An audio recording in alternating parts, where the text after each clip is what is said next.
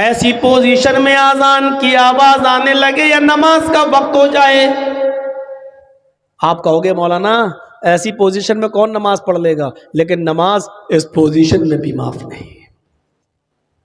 अब आप अंदाजा लगा सकते हैं, इस पोजीशन में भी नमाज माफ नहीं है। अब आप उनसे एक बार कहिए साहब अजान हो रही है या नमाज का वक्त हो गया है, हमें 2 रकात नमाज पढ़ने का मौका दे दो, वो आपको नहीं देंगे। अरे जो मुसलमान होने की वजह से तो मार ही रहे, तो नमाज का मौका कहां से दे देंगे। लेकिन आप अपनी जिम्मेदारी से अदा हो जाइए, साहब हमें 2 रकात नमाज पढ़ने का मौका दे दो, उसके बाद में जो करना हो कर लेना। अजान हो रही है, वो आपको इजाजत नहीं देंगे। अब आप वुजू नहीं बना सकते क्योंकि हाथ पैर बंधे हुए हैं, आप वुजू नहीं बना सकते क्योंकि हाथ पैर बंधे हुए हैं। अब आप नियत से वुजू कीजिए, नियत से वुजू। अगर मेरे हाथ खोले होते तो मैं वुजू करता, ये लोग मुझे मार रहे हैं, वुजू की ताकत नहीं है मेरे अंदर, लिहाजा मैंने वुजू की नियत कर ली है। नियत से वुजू हो गया, दिल में नियत कर लीजिए मैंने वुजू कर लिया। अब आप अल्लाहू अकबर नहीं कह पाएंगे, किबले की तरफ चेहरा नहीं कर पाएंगे, इसलिए कि उन्होंने कुर्सी से आपको बांध रखा है या पेड़ से बांध रखा है, दरख्त से किसी ट्री से आपको बांध दिया है। तो जिस तरफ आपका चेहरा है उसी तरफ नियत किबले की कर लीजिए। अगर मैं खुला हुआ होता तो मैं किबले की तरफ चेहरा करता, आय अल्लाह मैं किबले की तरफ चेहरा करने की पोजीशन में नहीं हूं, मैंने दिल में ही किबले की नियत कर ली है।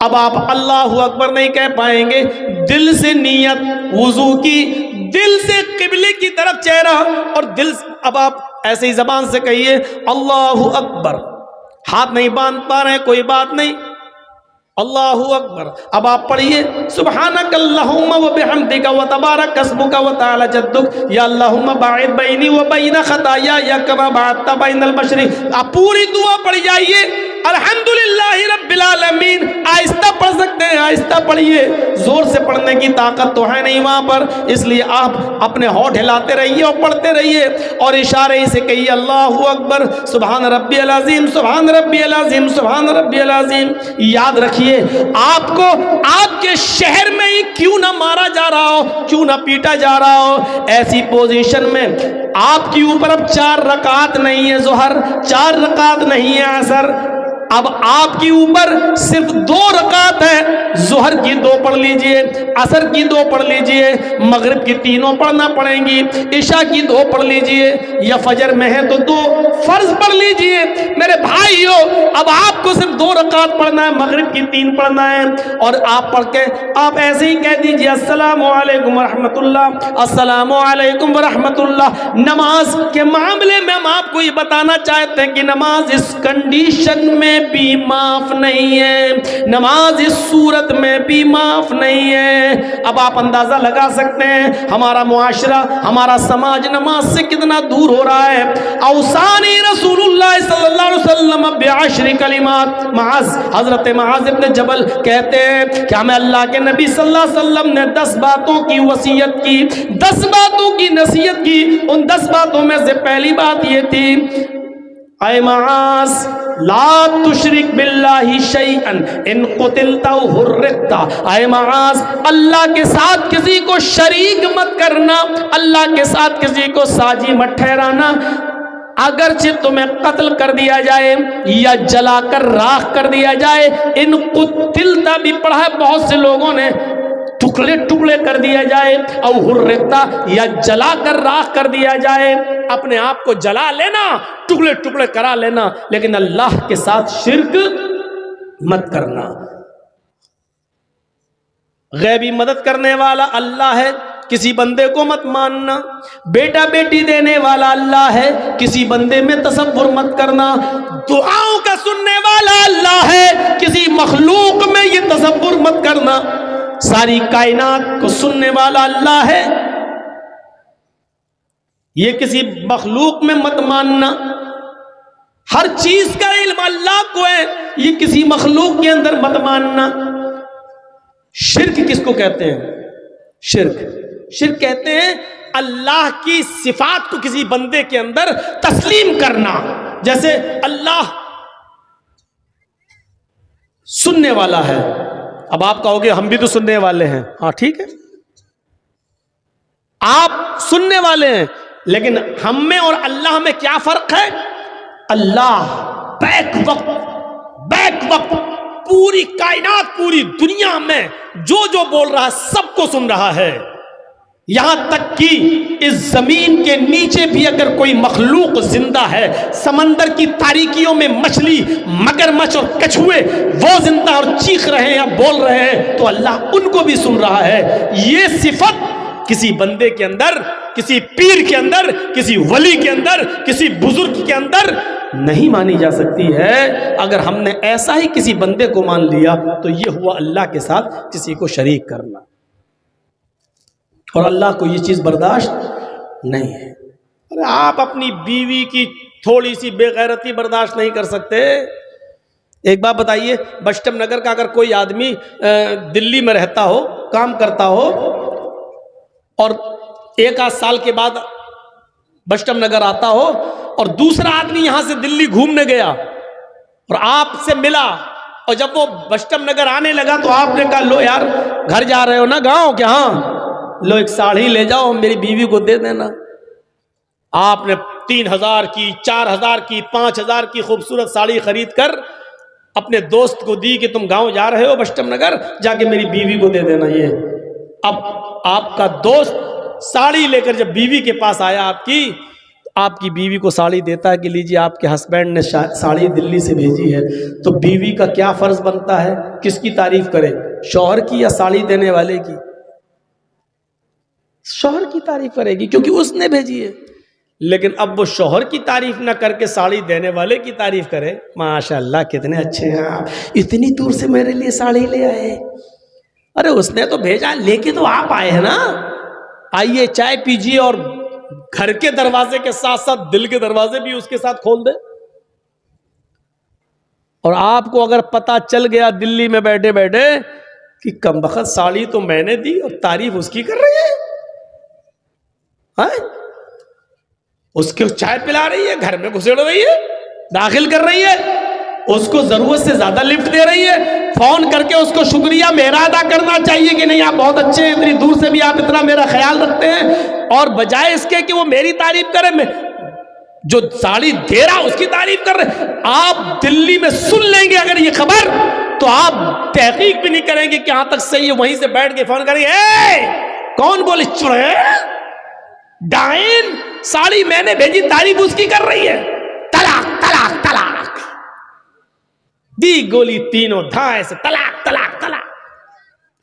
आप अपनी बीवी की इतनी सी बेगैरती बर्दाश्त नहीं कर सकते कि साड़ी आप दे रहे हैं, दोस्त लाकर दे रहा है, आपको छोड़कर बीवी आपके दोस्त की तारीफ कर रही है, तो सोचो और तसव्वुर करो कि अल्लाह रब्बुल आलमीन इस बेगैरती को कैसे बर्दाश्त करेगा कि मियां और बीवी मिलते हैं, उस कतरे के अंदर उसको नुत्फा हम बनाते हैं, मुज़गा हम बनाते हैं, जमा हुआ खून हम बनाते हैं, गोश्त का लोथड़ा हम बनाते हैं, हड्डी हम बनाते हैं, हड्डी में गोश्त हम पहनाते हैं, आंखें हम बनाते हैं, दिमाग हम बनाते हैं, खोपड़ी हम बनाते हैं, हड्डी हम बनाते हैं, उंगली के पोर हम बनाते हैं, दिमाग में हजारों तारों का कनेक्शन डालकर आंखों में रोशनी हम देते हैं, इनको ट्यूबलाइट हम बनाते हैं, सोचने समझने की सलाहियत हम देते हैं।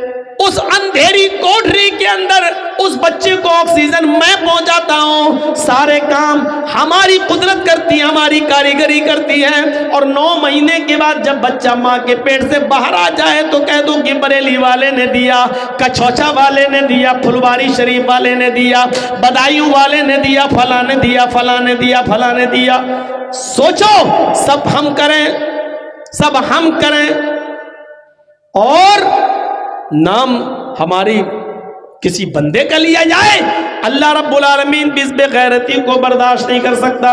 फरमाया ला तुश्रिक बिल्लाहि शैअन इन कुतिलता हुर्रिकता, अल्लाह के साथ किसी को शरीक मत करना, चाहे जला दिया जाए, चाहे टुकड़े टुकड़े कर दिया जाए। वला तउकन्न वालिदैक व इन मराका अन तखरुज मिन अहलिका व मालिक, दूसरी चीज अल्लाह के नबी ने फरमाई कि तुम अपने माँ बाप का कभी दिल न दुखाना, उनकी नाफरमानी मत करना। वला तउक़न्न वालिदैक व इन अमराका अन तख़रुज मिन अहलिका व मालिक, अगरचे वो तुम्हें हुक्म दें कि तुम अपने अहल व अयाल को छोड़ दो और अपना मालो दौलत यहीं छोड़ के निकल जाओ। हमने जो कमाया, जर्जीस साहब ने जो भी कमाया अपनी मेहनत से कमाया, और मेरे बाप ये कहे अपनी कमाई यहीं रख और चल निकल हमारे घर से, भाग। इसके बावजूद हमें अपने माँ बाप की नाफरमानी नहीं करना है। जिंदगी भर का कमाया हुआ माल अपने बाप के कदमों पे डालकर और वो कहे निकल हमारे घर से, तो हमें निकलना पड़ेगा। वाइन अमराका अन तख़रुज मिन अहलिका व मालिक, अगरचे वो तुम दोनों को वो दोनों तुम्हें हुक्म दें, वाइन अमराका, अगरचे वो दोनों यानी माँ और बाप दोनों तुम्हें हुक्म दें कि तुम निकलो, अपने अहल व अयाल को छोड़ दो, अपनी बीवी को तलाक दो या और अपने मालो दौलत को छोड़ दो और जाओ यहां से, तो तुम्हें इस कंडीशन में भी अपने माँ बाप की नाफरमानी नहीं करना है। हजरत इब्राहिम अलैहिस्सलातु वस्सलाम जब अपने बेटे इस्माइल से मिलने गए तो क्या कहा था? इस्माइल अलैहिस्सलाम शिकार खेलने के लिए गए हुए थे जंगल में, बीवी निकल के आई, देखा एक बुढ़ा खड़ा है, कहा अस्सलाम वालेकुम, कहा वालेकुम अस्सलाम, कहा इस्माइल कहाँ है?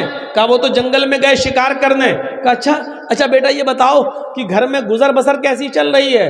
तो इस्माइल अलैहिस्सलाम की बीवी ने कहा बहुत बुरी कंडीशन है, सुबह खा लो तो शाम को नहीं मिलता, शाम को खा लो तो सुबह नहीं मिलता, बहुत बुरा हाल है।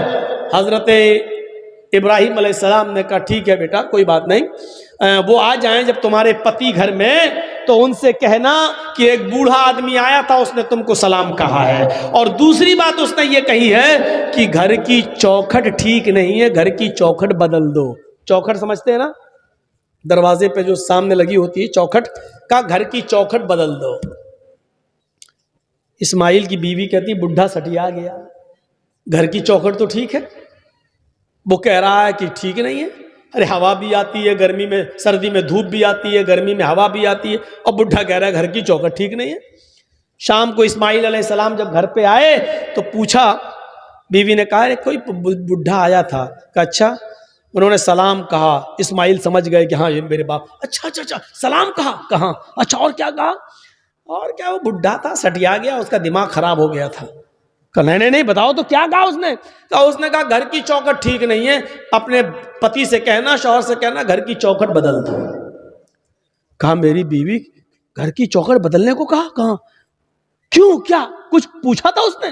कहा पूछा था घर में गुजर बसर कैसा चल रहा, तो मैंने बता दिया बहुत बुरा, सुबह खा लो तो शाम को भूखी सोती हूँ, शाम को खा लो तो सुबह भूखी उठती हूँ, एक टाइम खा लो एक टाइम मिलता ही नहीं है। तो जो था घर का हाल वो बता दिया।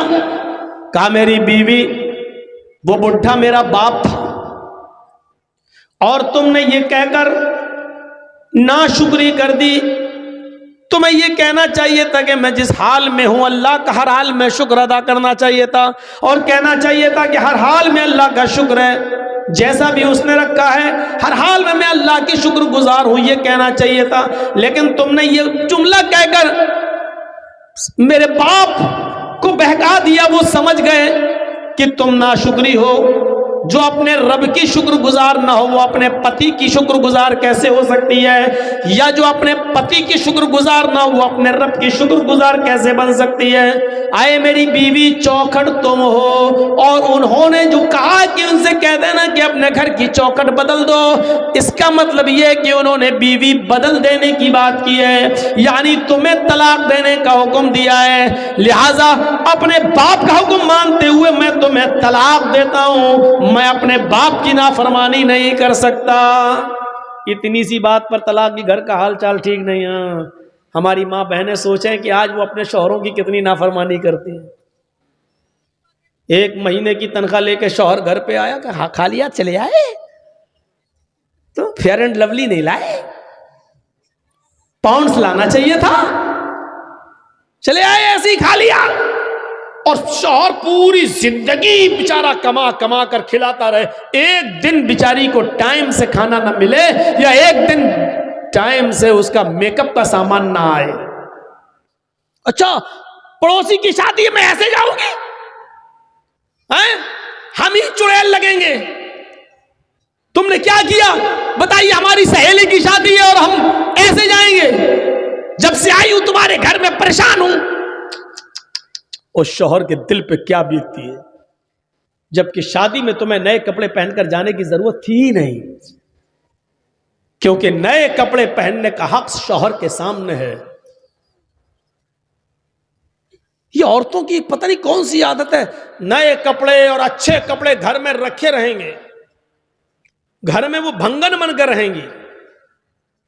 कभी जाओ घर में, सुबह से शाम तक नौकरी करो और ऑफिस से घर वापस जाओ तो देखो किचन में घुसी हुई है, सलवार घुसी हुई है, बर्तन मांज रही है, करीब जाओ तो पसीने की बदबू आ रही है। जबकि उस औरत को मालूम है कि मेरा शौहर ऑफिस से आने वाला है, उसको पहले से बन सबर कर तैयार रहना चाहिए, अच्छे कपड़े पहनकर तैयार रहना चाहिए। घर में रहेगी भंगन बनकर और शादी में जाएगी हेमा मालिनी की अम्मा बनकर। अजीब दस्तूर है। शौहर ला रहा है, कमा रहा शौहर, और देख रहे पड़ोसी, देख रहे गांव वाले, देख रहे मोहल्ले वाले। ये अजीब सिस्टम है, अजीब सिस्टम। हमारी मां बहनों को इस सिस्टम को बदलना पड़ेगा, इस सिस्टम को बदलना पड़ेगा, सीखना पड़ेगा हजरत उम्मे सुलैम से। हजरत अबू तलहा का बेटा, ए बेटा क्या हो गया?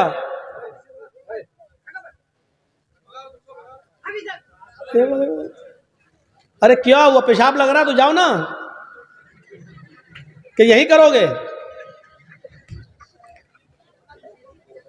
जाओ जाओ, शादी हो गई तुम्हारी, तब किस लिए जा रहे हो यार घर पर? कोई बड़ा आदमी जाए तो चलो शादीशुदा है, जा रहा है घर, ऑर्डर नहीं होगा बीवी का, ये बेचारा बच्चा जाके क्या करेगा? और जा रहा तो आया क्यों? एक जलसा में तो 80 साल का बुढ़ा उठ के जाने लगा। हमने कहा अब क्या करोगे चाचा घर में जाकर? अब तो चाची भी तुम्हारा इंतजार नहीं कर सकती बेचारी। तो बीच में मत उठा करो भाई, पीछे से उठ जाओ, कोई दिक्कत नहीं है। सामने से उठते हैं तो हमको थोड़ा सा अच्छा नहीं लगता। तो ये उम्मे सुलैम को देखिए आप, अबू तलहा का बेटा उम्मे सुलैम का बीमार रहता था, रोजाना खैर खैरियत पूछते थे। एक दिन देर से आए और बच्चे का इंतकाल हो गया। सोचिए, बच्चे का इंतकाल। मेरी मां बहनों, तुम इस वाक़े को सुनो, ये तुम्हारे मतलब का वाक़या है। शौहर जरा देर से घर से काम से आए, थके हुए थे, सीधे रूम में चले गए। उम्मे सुलैम ने मोहल्ले की औरतों से कह दिया कि मेरे बेटे का इंतकाल हो गया, लेकिन इसकी खबर मेरे पति को, मेरे शौहर को, मेरे अलावा कोई दूसरा नहीं देगा। तुम जाओ, मेरे घर में भीड़ मत लगाओ। शौहर को अभी पता नहीं कि घर में मेरा बेटा इंतकाल कर गया। शौहर इशा के बाद घर में आए। घर में आते ही पूछा बीवी से, उम्मे सुलैम, कहा जी क्या हुआ, बेटा कैसा है? कहा अल्हम्दुलिल्लाह, और दिनों की बनिस्बत आज बच्चे को बहुत आराम है। आज तो इतना आराम है कि आज जितना आराम तो बच्चे को कभी मिला ही नहीं। देखिए कितनी खूबसूरती के साथ अपने शौहर को ये पैगाम दे दिया। अच्छा अच्छा ठीक है, सोने दो, सो रहा है, सोने दो, ठीक है। तब उसको जगाना ठीक नहीं है, सो रहा। कहा ठीक है, आप नहा धो लीजिए, फ्रेश हो जाइए, मैं खाना लगाती हूं। मोहल्ले की किसी भी औरत को आने नहीं दे रही हैं, और शौहर की सेवा देखो इस हाल में कि बगल के रूम में बेटे की लाश है, बगल के रूम में बेटे का जनाजा रखा हुआ है, बगल के कमरे में बेटे की रूह का जिस्म पड़ा हुआ है। तसव्वुर करो मेरी बहनों, मेरी माओ, खाना खिलाया अच्छी तरीके से, शौहर ने खाना खाया। उम्मे सुलैम भी अपने शौहर के साथ खाना खा रही हैं, और खाना खाने के बाद उम्मे सुलैम ने मेकअप किया, खुशबू लगाई। औरत खुशबू लगा सकती है, लेकिन घर के अंदर, घर के बाहर तो वो डाबर आंवला का तेल भी लगाकर नहीं निकल सकती है। घर के बाहर अगर जाती है तो मेकअप तो बहुत दूर की बात, खुशबू और परफ्यूम तो बहुत दूर की बात, खुशबूदार कोई चीज भी इस्तेमाल नहीं कर सकती है। अगर किसी तेल में सेंट आता है, खुशबू आती है, तो वो तेल भी लगाकर घर से बाहर नहीं निकल सकती है। कोई बजने वाली चीज भी पहनकर घर से बाहर नहीं निकल सकती है। चूड़ियां जो खनखनाती